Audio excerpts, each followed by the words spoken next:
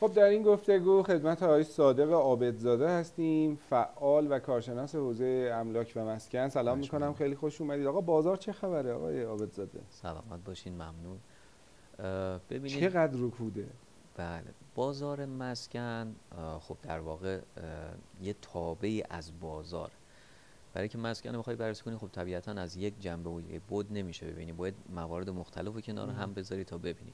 جدای از این که یک دوره هایی رو داره که طبیعتا این دوره ها تکرار میشه، حالا یه مقداری بازار تخصصی تر شده، اما خب الان بازار مسکن توی رکوده و به دلیلی که تخصصی شده شاید 10% خوب کار میکنن، اما 90% نمیتونن اون کار رو انجام بدن، چون در واقع نیاز اصلی جامعه رو شاید تشخیص ندن، یا اگر تشخیص دادن محدودیت هایی که داره ایجاد میشه. مثلا فرض کنید جامعه داره میره با توجه به قدرت خریدی که هست به سمت متراژ های پایین تر، از اون طرف شهرداری ها خط قرمزشون میشه پارکینگ. اگر قبلا تو یک فرض کنید زمین 300 متری 10 واحد میدادن، الان میشه 5 واحد، میشه 6 واحد. این محدودیت یعنی ها ایجاد. مردم از این ور دارن فقیرتر میشن، قدرت خریدشون کمتر میشه، از اون ور سیاستگزار داره یه کاری میکنه که اتفاقا سخت‌تر بشه مثلا. دقیقاً. اصلا سیاستگزار فرض کنید میخوام برای جوون، میگه جوون خونه دار بشه، از این طرف جوونی که میخواد خونه دار بشه میگه خونه اگه میخوای بخری اول باید پارکینگش معلوم بشه بعد بسازن دیگه. طبیعتاً چون خط قرمز شهرداری ها پارکینگه و نمیان راهی براش ببینن، این متراژ بالا رفتن باعث میشه که بازار بره تو رکود، چون وقتی بازار یه بخشیش تابع عرضه و تقاضای دیگه، وقتی هم میره تو رکود عرضه طبیعتاً کمتر میشه، تقاضا رو هم انباشته میشه، یه دفعه اون جهش قیمت ها به وجود میاد.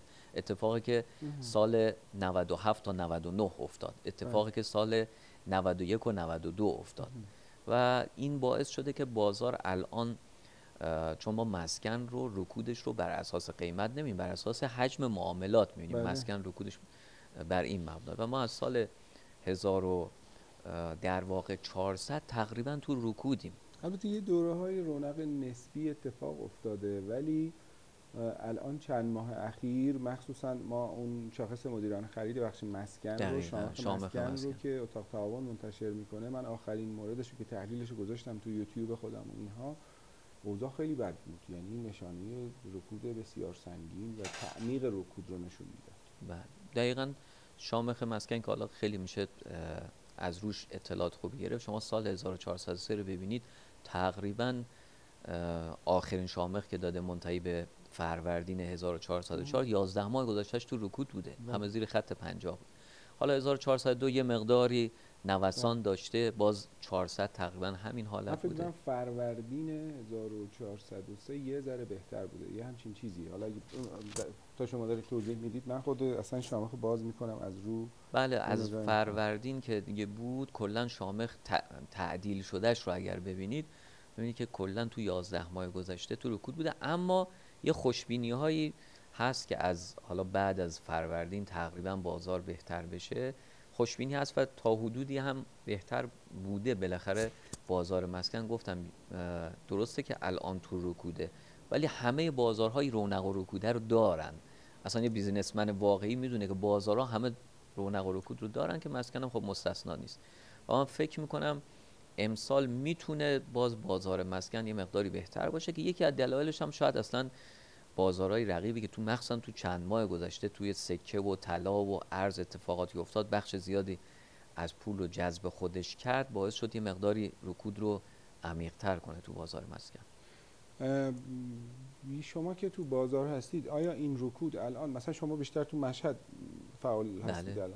الان به مفهوم اینه که یعنی هیچ معامله ای انجام نمیشه؟ یه ذره نه. درباره اتفاقای واقعی زندگیتون بگید و کارتون بگید. بگید مثلا توی اصطلاح املاک اینه که چی نوشتید، چند تا نوشتید، چی شد. آره. ببینید، مسکن در واقع اینی که وقتی تو رکوده به این معنا نیست که معامله انجام نمیشه یا اتفاقی نمیفته.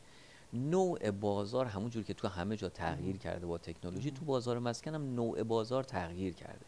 شما وقتی فروش رو میخوای انجام بدین، توی فروش یه زمانی بازار تو رونق همه، چون اون رونقه رو بلدن، میخوان با همون روشی که تو دوره آره، با رونق کار همون میکنن دست بیان تو فرمون رکود. نمیشه آره. رفت.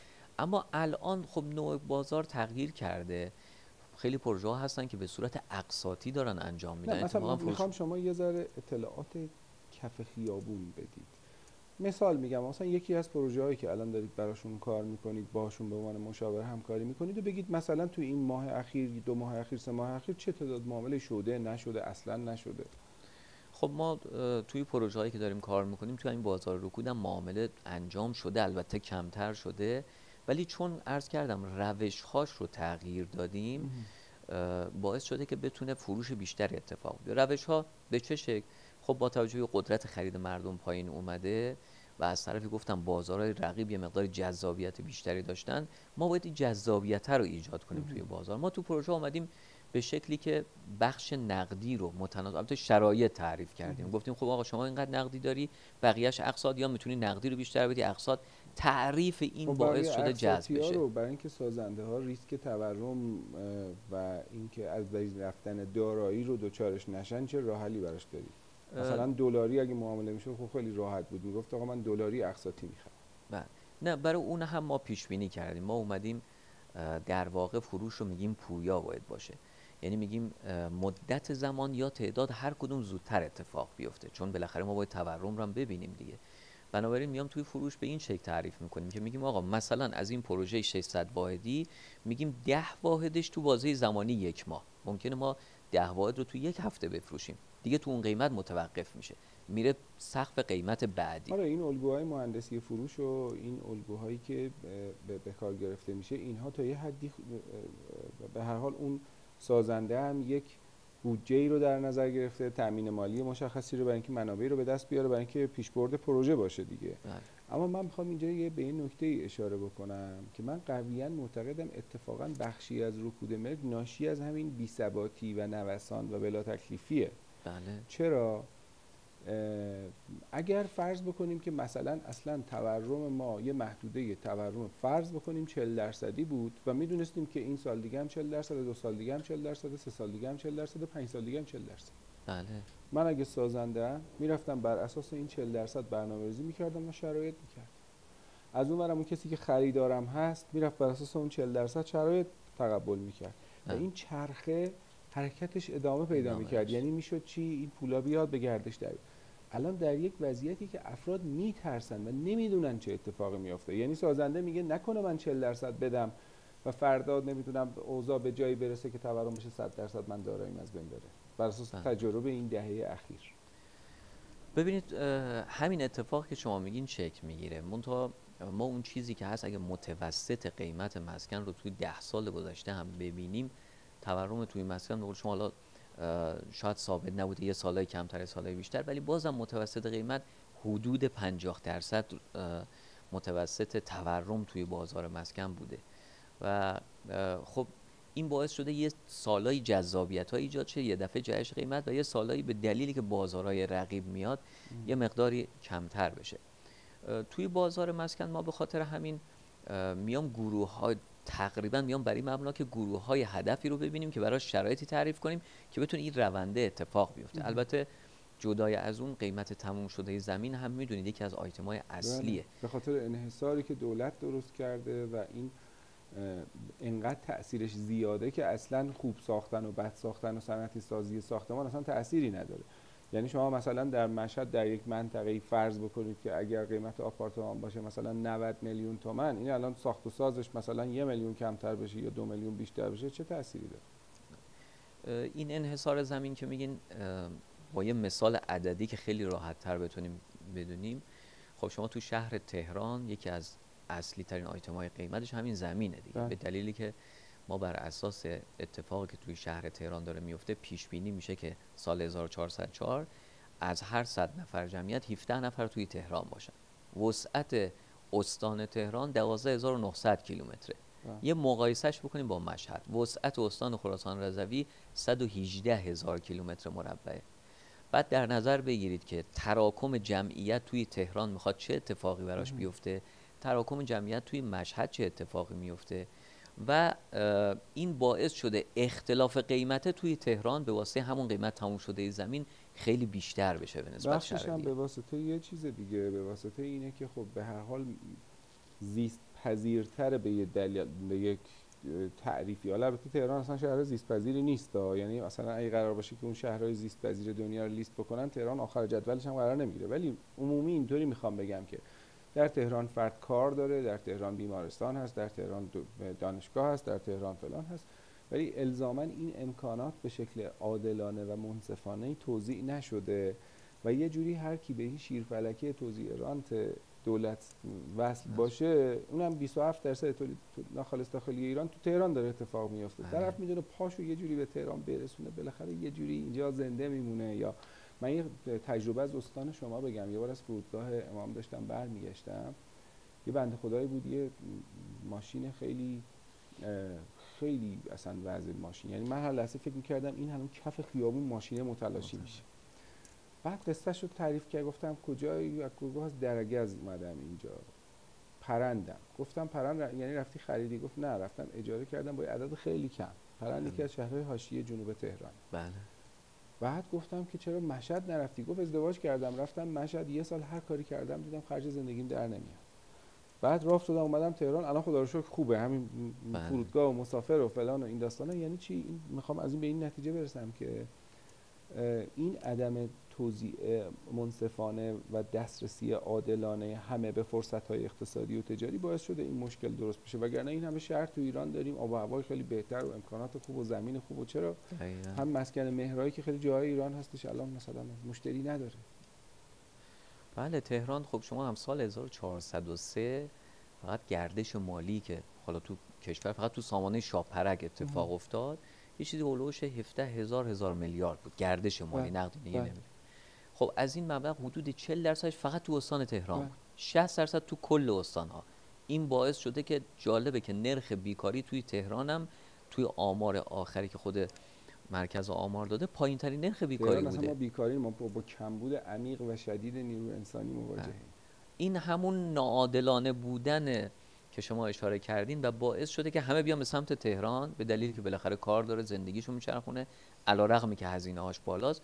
و باز نکته جالب اینه که بازم تورم توی تهران هم پایین‌تر از متوسط بوده. توی ما آخرین آماری که دادم پایین‌تر از متوسط بوده. تورم مسکن رو نمیگم، مسکن بالاترینش بوده، تورم عمومی. تهران خط مقدم افزایش قیمت یا اتفاق افتادن رکود معمولا روندش از تهران از یک منطقه 5 تهران شروع میشه. بله دقیقاً.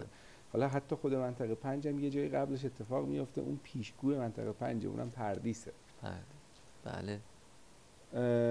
من فقط یه سوال آخرم رو بپرسم که ذائقه مردم هم داره عوض میشه دیگه، یه فرقایی کرده، یعنی مردم دیگه اون چیزایی که 10 سال پیش میخریدن رو نمیخرن. بله. یه انتظارات دیگه ای دارن. این تجربه شما چی نشون میده؟ ببینید تجربه من نشون میده همینجوری گفتین ذائقه مردم عوض شده دیگه. حتی فرهنگ مهمانی عوض شده دیگه. مردم تو خونهشون مهمان نمیارن، میرن کافه، میرن باغ، میرن رستوران.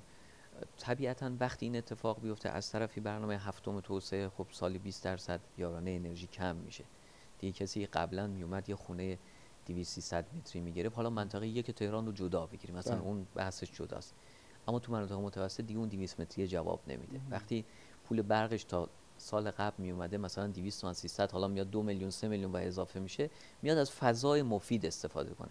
فضای مفیدی که میخواد استفاده کنه، خب چه دلیلی داره که بیاد یه 200 متری رو بگیره از 60 مترش استفاده کنه؟ این باعث شده بیاد به این سمت که گفتم اون تناقض بین شهرداریاست که خط قرمزاشون پارکینگ توی خیلی جاها نمیدن، که البته الان دارن یه اصلاحاتی رو انجام میدن که این اتفاق بیفته. و این شما حتی تو کشور توسعه یافته هم برید میتونید یه استودیو بخرید، یه مثلا سویت فرض کنید 40 متری میتونید داشته باشید یا اجاره کنید. اینجا اینو میگن نباشه. من منطقش چیه؟ اگه به تاریخچه بومی و سابقه خودمون هم برگردیم، مثلا ما توی روستاهای همین رشته کوه البرز، جایی که هوا سرد بوده، به خاطر کنترل و سیو انرژی اتاق‌های کوچکی می‌ساختن که اتاق تابستونی داشتن، اتاق زمستونی داشتن. این اتاق زمستونی خیلی کوچیک بوده و بالای طویله بوده و پشت اتاق دیگری بوده، یعنی جوری که عایق اونجا انرژی سیو می‌شد، از پایینم که به طویله وصل بوده. و این اتاقای 9 متری مثلا 12 متری آدم‌ها توش زندگی می‌کردن، حتی خانواده‌های پرجمعیت. بله. من یه نکته دیگه هم به نظرم هست، به نظر من سیاست‌های دستوری شاید همه جا جواب نده و برعکس باشه. سیاست‌های دستوری که الان توی بازار ملک داره، به خصوص مثلا تو بازار رهن و اجاره، شما ببینید توی 3-4 سال گذشته بیشتر این سیاست‌های دستوری بولد شده، اونم به خصوص وقتی به فصل رهن و اجاره میرسیم. اتفاقا تو همین 3 سال گذشته به شدت تورم اجاره افزایش پیدا کرده. ایران که کسی اصلا به این سیاست‌ها کاری نداره، یعنی ما حداقل اینجا محیط اطرافمون رو داریم می‌بینیم، مثلا اینکه کسی دستور بده در این چیزها هیچ تأثیری نداره. خب منظورم همینه، قبلا شاید یه توافقاتی میشد، الان طرف میاد میگه چون نگرانی اینو داره که بر اساس اون مستاجر میخواد فردا مسئله داشته باشه، یا نمیاره خونش رو تو بازار اجاره یا هی مستاجر عوض میکنه، یا مستاجر عوض میکنه و اینها اتفاقا سخت‌تر شده برای مستاجر. ضمن اینکه دقیقاً به فصل جابجایی‌ها که میرسیم هر سال این اتفاق داره میفته.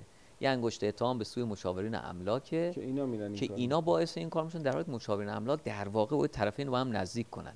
شما اگر یه ملکی رو میگی من مثلا 5 میلیون میخوام اجاره بگیرم، مستاجر میاد میگه 3 میلیون دارم، مشاور املاک باید اینو بیاره نزدیک کنه 4 تومن که این انجام بشه.